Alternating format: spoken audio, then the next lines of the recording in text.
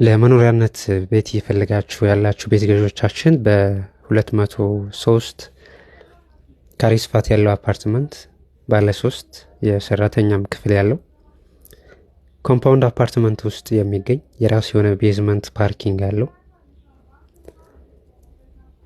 ጂምናዚየም ያለው መናፈሻ ያለው እንዲሁም የመዝናኛ ካፌዎችም ያሉት በአያት አደባባይ በጠቅላላ ዋጋ በ26 ሚሊዮን ሙሉ ክፍያ የሚሸጥ አፓርትመንት ነው።